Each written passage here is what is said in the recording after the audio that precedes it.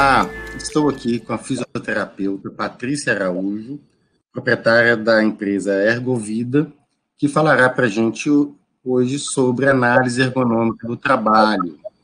E aí, Patrícia, como que é esse processo, né? Como que você é demandada nas análises? Explica para a gente um pouquinho sobre a experiência com a análise ergonômica do trabalho. Olá, né? Tudo bom? Retornamos aí falando um pouquinho agora sobre análise ergonômica, né? Então, a demanda mais que a gente tem antes, né? Mais tempo era fiscalização, então ia o fiscal na empresa, pedia análise ergonômica, como não tinha, ele dava um tempo ou falava que a empresa tinha que ter análise ergonômica.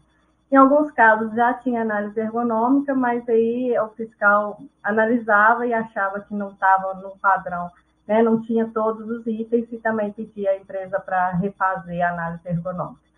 Antes era mais isso, né? Algumas empresas, sim, pediam por, né, questão de qualidade, ISO. Quem está para ter qualificação de ISO também é necessário a análise ergonômica, então também é muito... As empresas vêm muito com essa demanda, né? Tem algumas empresas maiores, né, no caso de mineração, caso de montadoras, né, de automóveis, elas também solicitam as terceiras ou as empresas que prestam serviço para elas, né? Ou empresas também que são ligadas, né? Fazem peça para elas, também tem que ter todas essas parte de segurança, e um dos itens é a análise ergonômica. Então, também temos isso, né? A empresa é terceira e precisa ter análise ergonômica para mostrar para uma empresa maior que ela faz o trabalho. A fiscalização antes era muito por denúncia, né? Então, o fiscal só ia por denúncia. Há uns anos atrás, os fiscais começaram a ir em específicos, né? Então, eles fizeram todos os hotéis aqui em Belo Horizonte. Então, todos os hotéis foram fiscalizados. Todos os hotéis não tinham análise ergonômica, então foi solicitada a análise ergonômica. Também teve o início da NR36, então todos os frigoríficos foram fiscalizados, né? Então, não foi por denúncia, foi por quê? Pegaram a demanda, vão fiscalizar todos os frigoríficos. Então, os fiscais vinham em todos os frigoríficos, e a maioria não tinha análise ergonômica, então também tem essa demanda de grande, né, de setores, né? Então, eles vão também por isso. Mas igual eu falo com as empresas, o fiscal, ele pode ir, não precisa ter a denúncia, ou ele mesmo pode denunciar. Então, ele fez uma visita lá como cliente da empresa, viu que tem muita coisa errada, né? Então, ele pode ir e fazer essa visita como fiscal mesmo. Então, a demanda é mais essa com relação à análise ergonômica. Hoje em dia, as empresas já estão conscientizando isso, as ISO, né, também conscientiza, então, muita empresa procura para melhoria mesmo, ver o que precisa, ver o que eu ainda não fiz, a maioria já fez um tanto de coisa, o que eu ainda não fiz, ou como é que eu tenho que documentar isso, tudo que eu já melhorei. Então, também pede análise ergonômica nesses casos. O e-social também veio agregar muito a parte da ergonomia, né? E o e-social, nos últimos anos, as empresas todas procuravam porque tinham que colocar o risco ergonômico lá. E aí eram muitos itens, então eles desesperavam. E aí tinha que fazer a análise ergonômica para justificar, né? O que é risco e o que não é, com relação a todos os itens do e-social. Ainda não está, a gente não está sabendo se vai ser cobrado ou não, né? E, atualmente, as empresas vão procurar porque a NR1 mudou e na NR1 agora pede gerenciamento de risco ocupacional. E dentro desse gerenciamento de risco ocupacional tem um risco ergonômico. Então, vai ter que fazer pelo menos os riscos ergonômicos. A empresa vai ter que mostrar pelo menos os riscos ergonômicos. E se mostrar que tem um risco ergonômico, e esse risco ergonômico, né, vai estar lá se é grave, se é gravíssimo, se é moderado, se é pequeno, se for grave, até mesmo moderado, você vai ter que fazer uma análise ergonômica para melhorar aquele item, né, aquele risco. Então, as empresas, pode ser o técnico, né, ou o engenheiro da empresa fazer o risco ergonômico, o gerenciamento de risco ocupacional, né, que está na NR1, mas eles vão precisar de orientação do ergonomista. Então, vai com certeza, né, a partir do ano que vem, que vai ser cobrado mesmo, vai ter uma demanda muito grande por isso. Como a gente já sabe que a NR17 está modificando também, aí também vai ter a demanda por causa da NR17 nova, que aí as pessoas vão visualizar melhor que precisam fazer, né? Já existe, mas como ela vai ser atualizada, então vai para público, vai ter mais notícia, noticiários e tudo, então essa demanda vai crescer com certeza. O que a gente vê como é que é a análise ergonômica? Eu sempre ponho esse quadro. Patrícia, só para a gente fazer um resumo dessa parte das demandas, eu lembro que a primeira experiência com análise ergonômica, a Coca-Cola ia comprar uma empresa de água mineral e te pediram para fazer uma análise, né? Então, foi uma outra experiência sua com uma demanda, né? Aconteceram isso outras vezes, foi algo pontual. Conta um pouquinho da história também, da demanda que veio naquela primeira sua experiência. Na primeira vez, a empresa ia ser vendida, né? E ela tem que ter toda a documentação justamente das ISOs, né? As ISOs solicitam análise ergonômica, né? Que você tem acompanhamento da saúde do trabalhador. E tem o escrito mesmo análise ergonômica. Então, por isso, geralmente essas empresas de fora, que todas têm ISO e tudo, precisam da análise ergonômica. Então, quando vai comprar, você tem que ter toda a documentação, né? Nesse caso. Eu não tive nenhuma outra empresa que foi comprar, mas tive empresa, assim, eu já sou, por exemplo, eu sou uma empresa que presta serviço para essa marca. E essa marca tem, em todos os suas filiais, tem que ter análise ergonômica, tem que ter essa parte daí, né? Então, aí, ela faz também análise ergonômica para comprovar, para mandar para a matriz ou para essa empresa maior que está solicitando, né?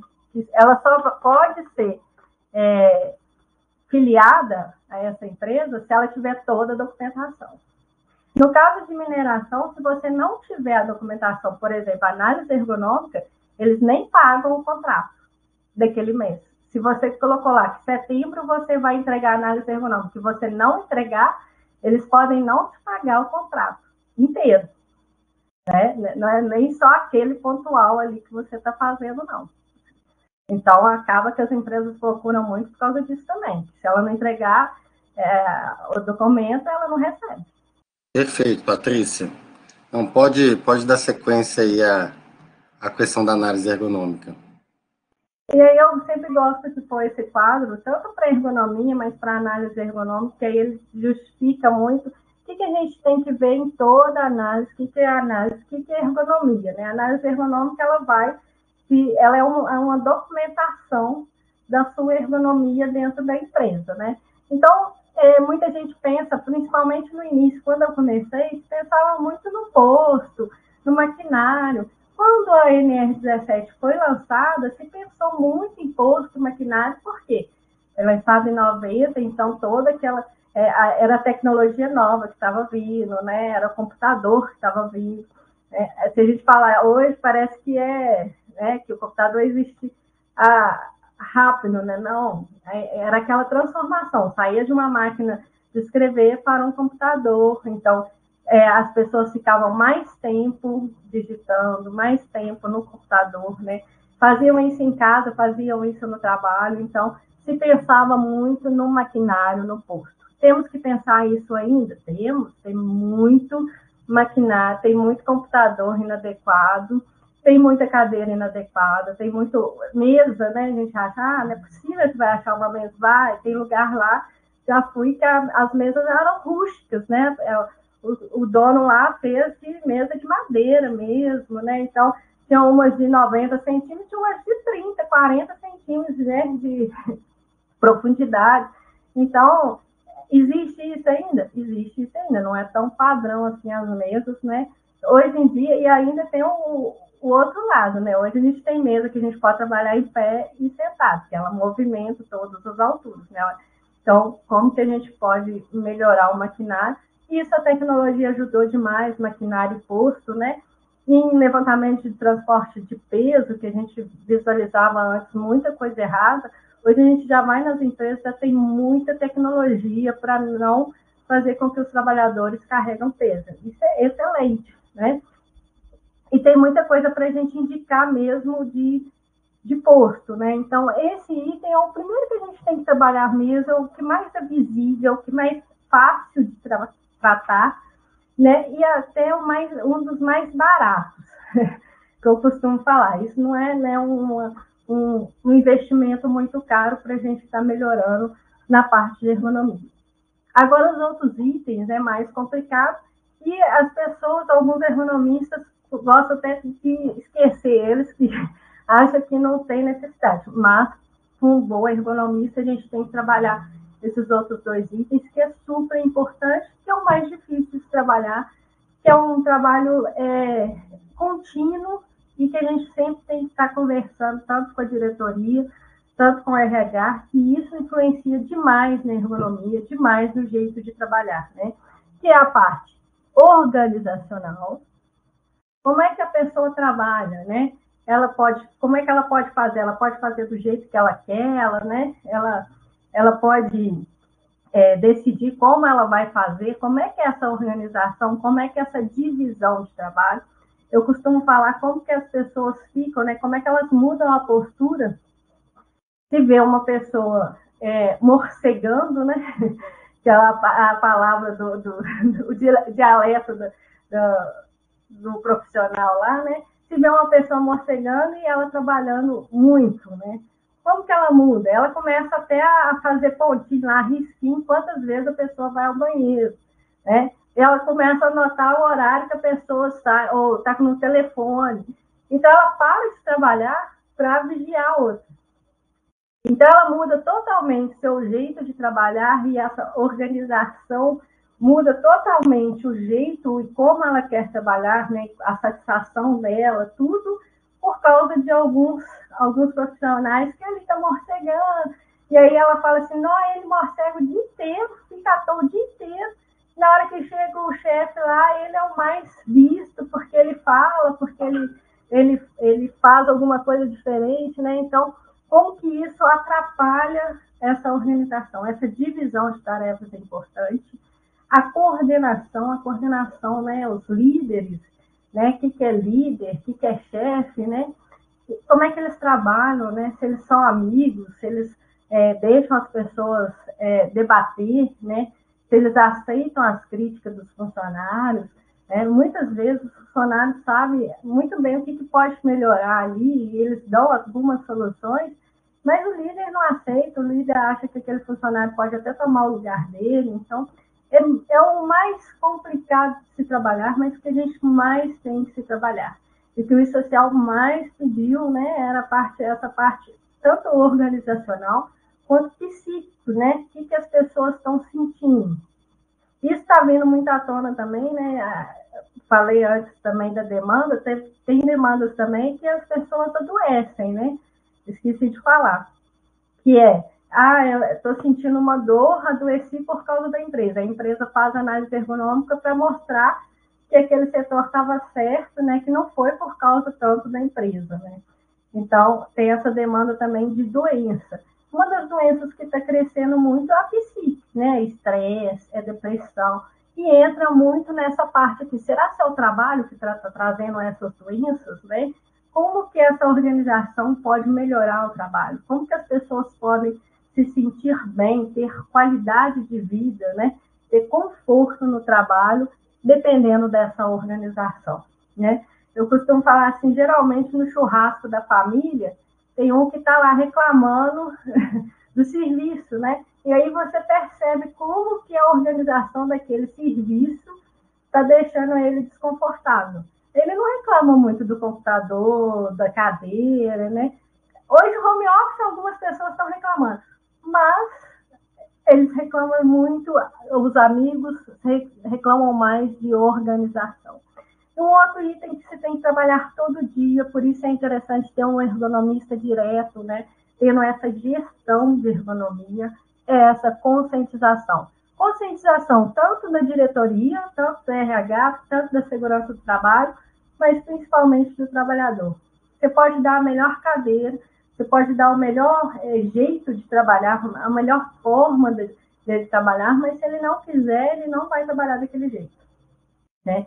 Se ele não gosta daquela empresa, se ele não está gostando da diretoria, se ele não está gostando de alguma coisa da empresa, ele vai fazer de tudo para trabalhar mal.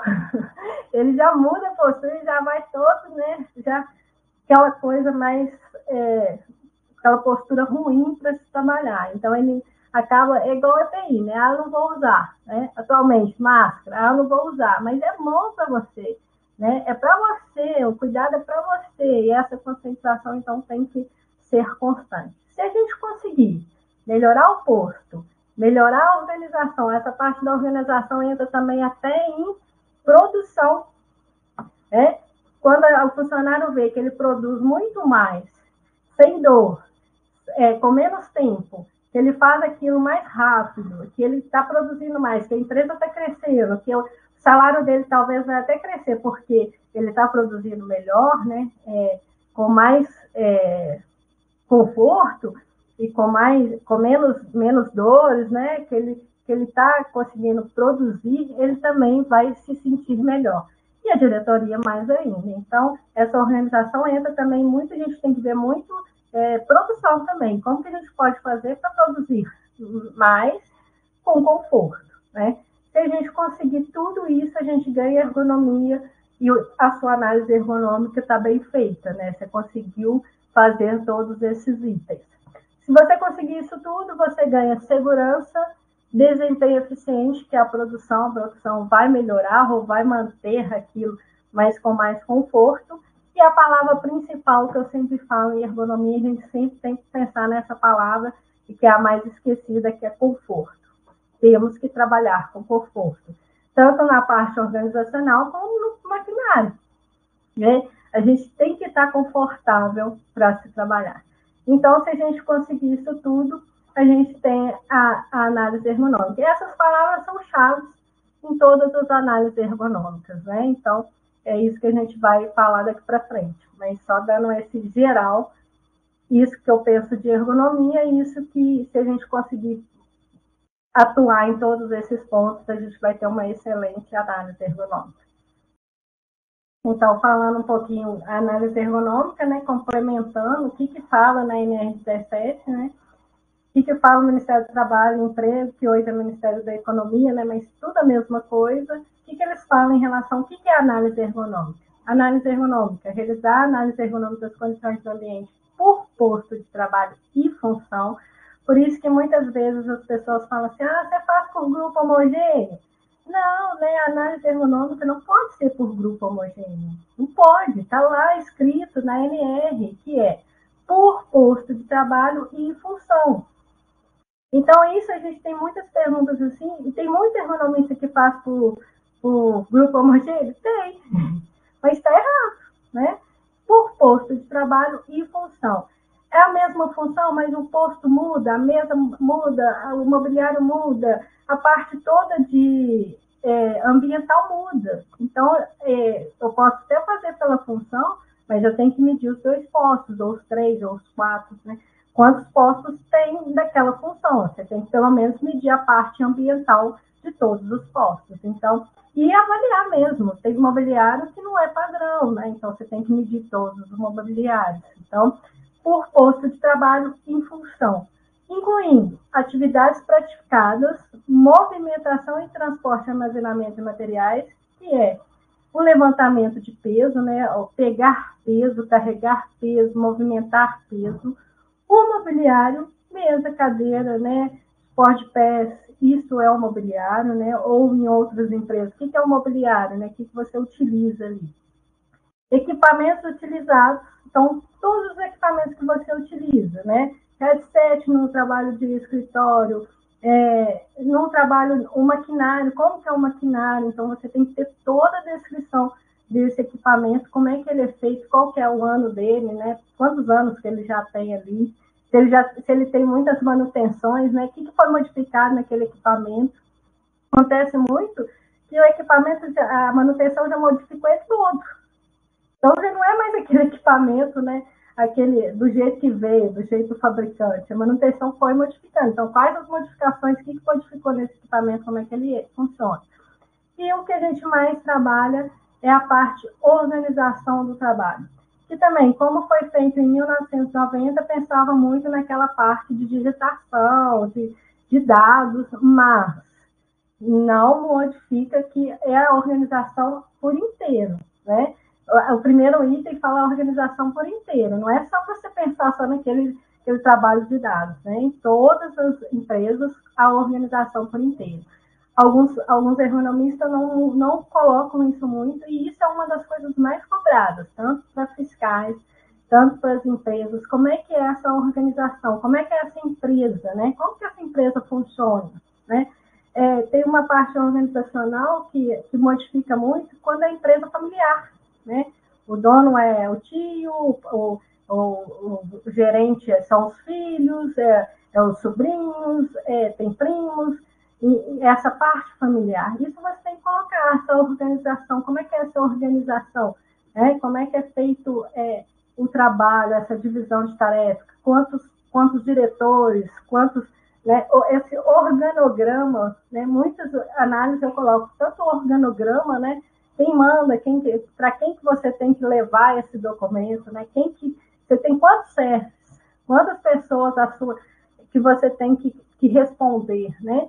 Muitas vezes você responde só para o seu direto, mas na maioria das vezes, o que você responde seu direto vai para os outros diretores, chefes, né? Então você tem que como que essa organização do trabalho é um dos itens mais importantes para a ergonomia, que a gente mais tem que trabalhar na análise ergonômica, e que muitas vezes, quando a gente pega outras análises, né, quando a gente vê pessoas questionando as análises, esses itens não aparecem. Parece muito mobiliário, muito postura, e esse item de organização não aparece. Então, se a gente conseguir isso tudo, a gente consegue uma boa análise ergonômica sem problema nenhum, atendendo tudo em questão da ergonomia. A minha frase principal é a que eu mais tento seguir. Temos que compreender o trabalho para transformá-lo. É o nome do livro, mas é o que o ergonomista mais tem que buscar.